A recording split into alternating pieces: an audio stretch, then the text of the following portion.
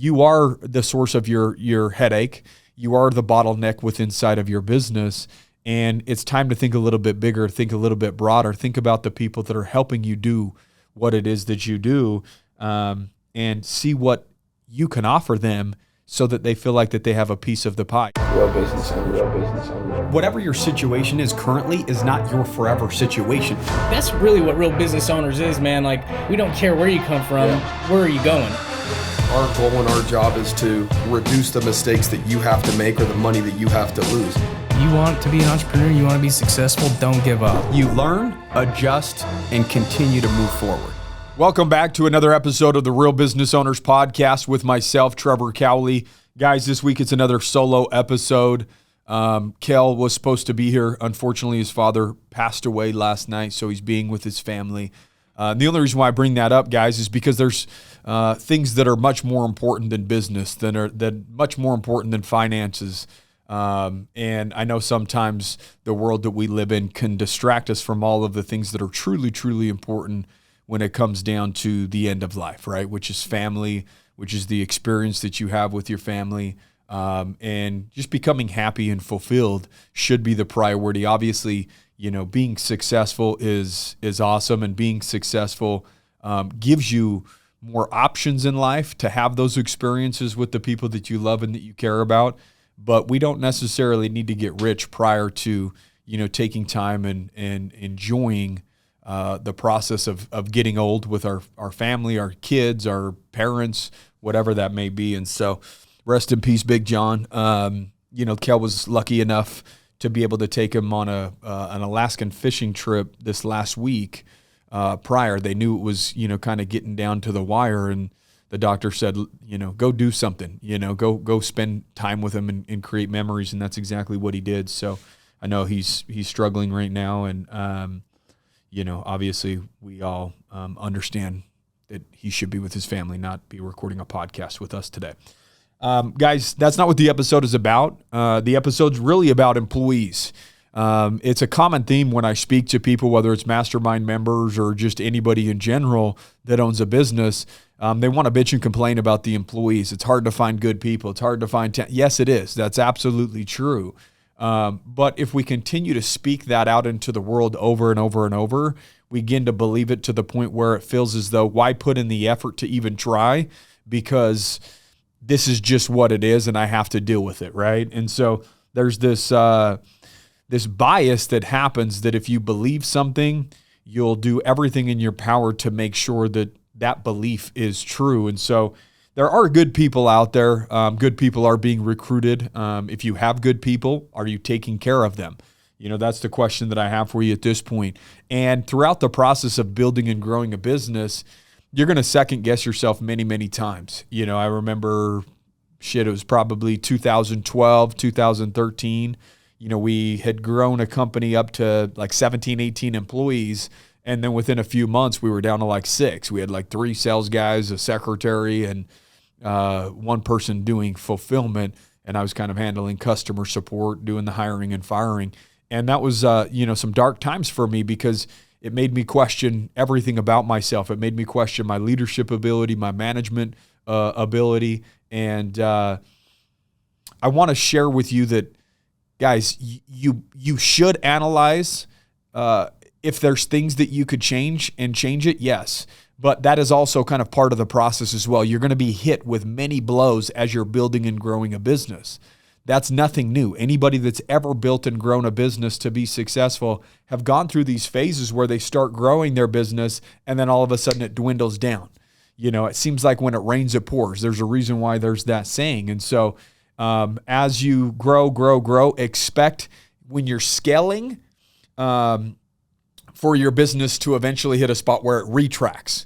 And it usually retracts very, very quickly, right? It's almost like inhaling and exhaling, right? The idea is every time that you inhale and you expand your business, there's going to be an exhale, right? There's going to be a time where, you know, individuals just don't feel like that the opportunity in your organization is there for them to get where they want to go. And that's okay. In some cases, businesses are built for a stepping stone, right? Fast food. That's not something that somebody usually works at for 40 years in a row.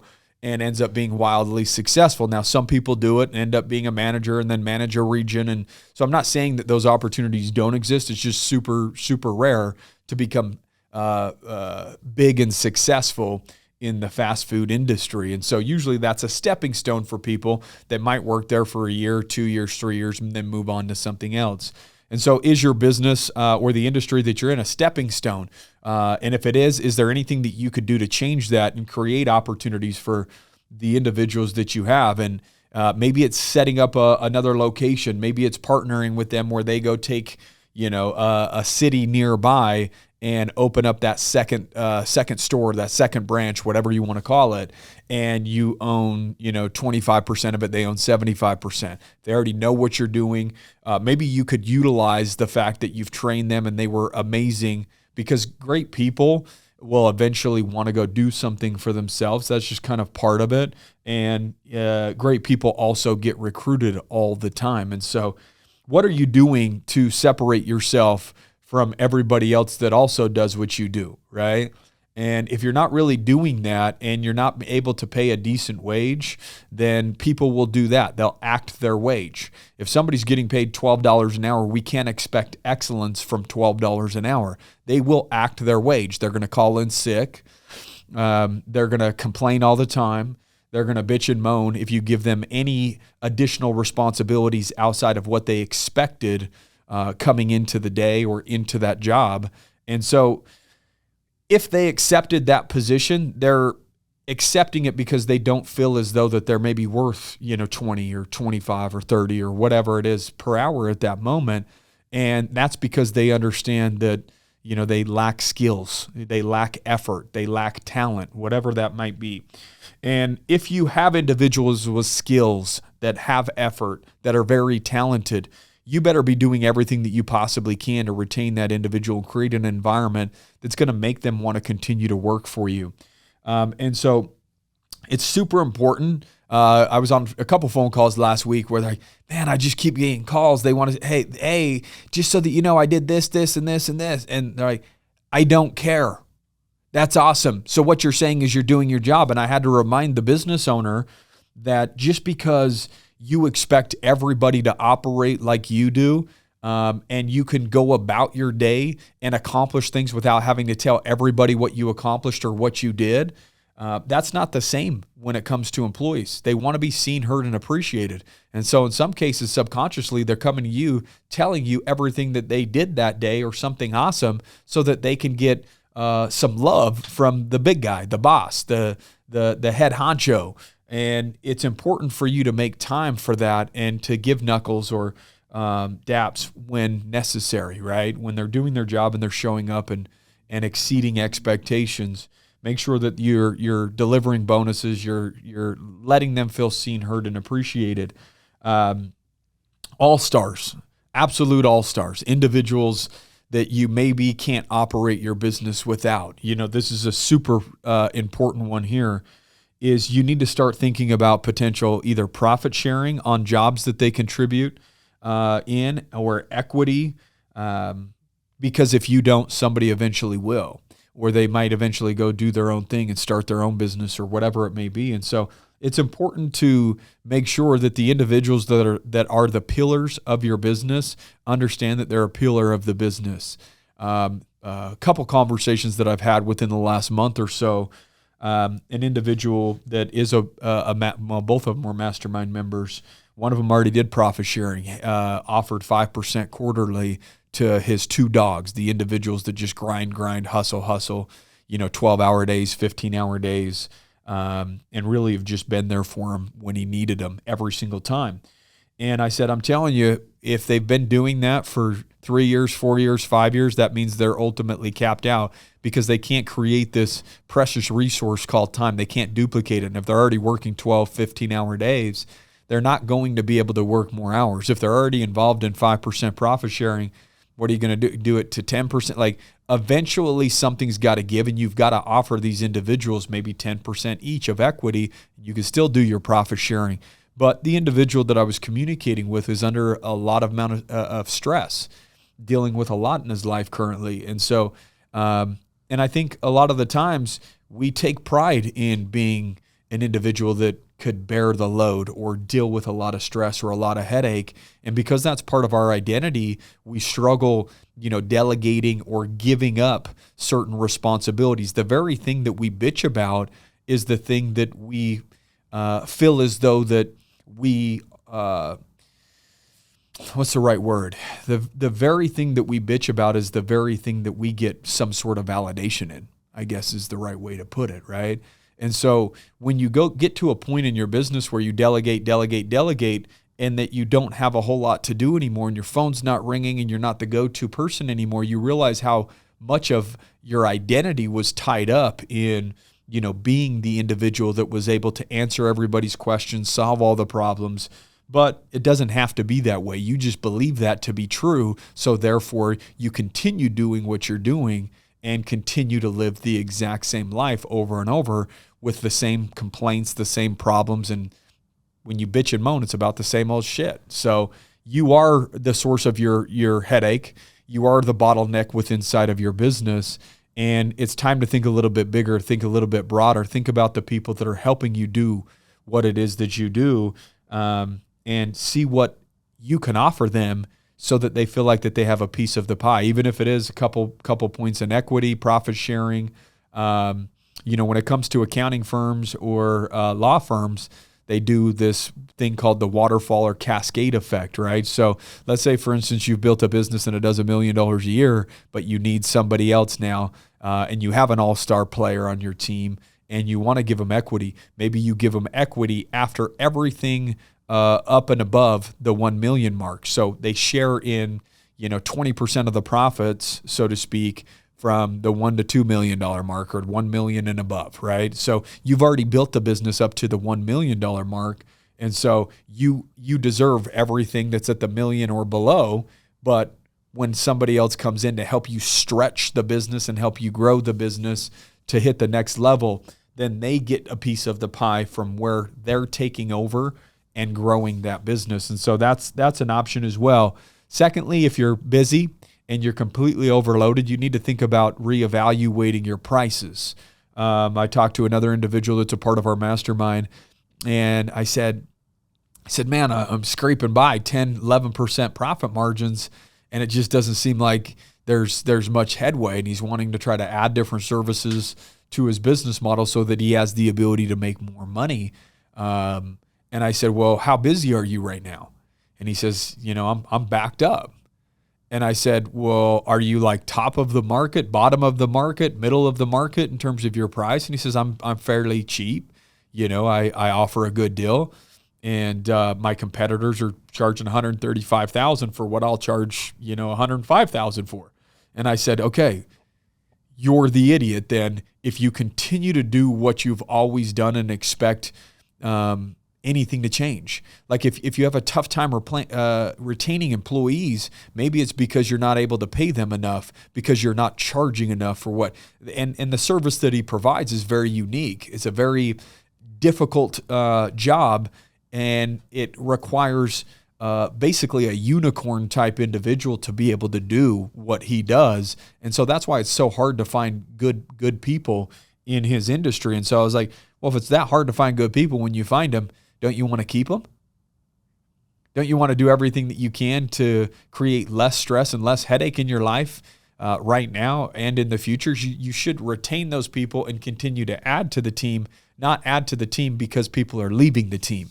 And so what I told him to do, I said, add 10% right now to every single quote that you send out. Because I asked him, how many no's do you get when you send out a quote? And he says, I don't really hardly ever get no's. So you're telling me that you're backed up in terms of work. When you send out quotes, you hardly get no's. You have some employees leaving, and the only reason why they would leave is because they don't feel like it's a good enough opportunity, right? And so like all of those things added up to, giving the advice of increase your quote by 10%. And what you're going to do with that 10% is you're going to offer a 5% bonus per job to the individuals that are helping you earn that money. And then your business is automatically 5% more profitable. So instead of 10 or 11% margins, now you're operating at 15 or 16% margins, and you're offering a better opportunity to the people that are helping you source that income and help you generate that revenue. And so These are things that we have to think about. What's the environment that we're creating that makes us different than every other company? And if it's the exact same shit, why would they stay with you? Like, they're going to leave for somebody that waves another $1 per hour, or another $2 per hour, or if they just get sick of working, 10-hour days or 12-hour, like, they might just decide to change careers. And so why would they be bought in with you long term? Like, what's the opportunity? Are they growing with inside of your organization? Like, mentally, are they growing financially? Is it a happy place to come work? Like, what is it? It's got to be something. And if you really can't pinpoint it, then that's your problem right there, is you're going to have a very, very difficult time scaling and growing a business, because you're going to grow and expand to a certain level. Then you're going to have the drop off, and then you're going to continue to try to refill that drop off. And it's going to be this ebb and flow of where you're bumping up against the ceiling of what's possible for your business, unless you start thinking bigger and creating bigger opportunities for the people that are within inside of your organization. And so if you're currently experiencing drop off, and you're second guessing everything, guess what? That's part of the process. It may be because of you, maybe because of the environment, it may be because of the pay, but it also might not be. It might just be part of the process and the test that you currently have to face at this moment. And if you pass that test, there will be great rewards, right? And so understand that you'll have this happen multiple times. Whether you have one employee that ends up surging to 5 and then it goes back down to 3 or 2, whether you surge up to 10 employees and then it goes back down to 4 or 5, whether it goes up to 20 and then drops down to 15 or 12. Like, this is part of the process, and you have to be prepared for that. The idea is making sure that the A players and your all-stars on your team that are the pillars, that they don't go anywhere. Other people can be replaced, but it's very difficult when you've become somewhat dependent on certain people. And guess what? If you're dependent on certain people, then you put yourself in that situation. So make sure that you're rewarding those individuals that are creating some sort of ease in your life, right? And so analyze the perks, right? So for us, we do employee of the month, $1,000 bonus. We have a country club membership that the employees can go utilize, whether it's golf, go swimming at the pool. They can order food at the restaurant. There's obviously an awesome work environment. We enjoy, having a good time and laughing and, spending time with each other on a day-to-day basis. There's a break room that stays fully stocked. We have full health benefits. We have 401k matching. And so we try to do a good job of creating an environment that's can't be matched, right? That's very difficult for another employer to say, hey, we've got all of those things plus this, right? And so we feel as though that we're very, very competitive with what we do. And guess what? We had higher turnover when we weren't as competitive, when we were trying to, shortchange, I guess, the individuals that were on the front lines helping us generate the revenue. And we all do that when we're starting a business, like, because we're strapped on cash. But the idea is, what happens when you're no longer strapped on cash and your business is cash flowing? Are you going back to the source, in other words, your employees, and making sure that they're taken care of? So that's something that you guys need to keep top of mind. Stop saying that it's difficult. Yes, the market is more difficult, but those people, provided you have the right opportunity and the right work environment, do exist.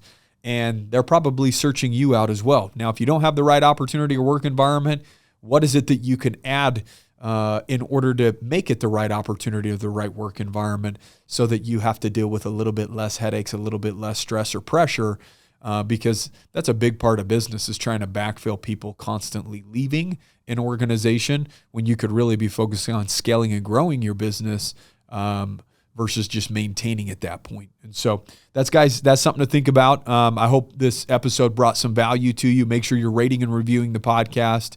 We did have like a 3-star review, which I thought was funny. Maybe it was even 2 stars. It was a gal saying something. Oh, I listened, and the episode, I thought it was going to be about business, and they were talking about being rich and ripped and rare or something, something like that. And obviously that individual doesn't really understand the whole gist of the podcast, because, life is bigger than just business, right? It's about feeling good. It's about being fulfilled. It's about being happy. It's about serving other people and living up to your truest and highest potential. And so, guys, we hope that you're getting that and receiving that from this podcast. And then my guess is you are, and that's why you're continuing to tune in on a week-to-week basis. So we appreciate you guys. Keep kicking ass. See you next week.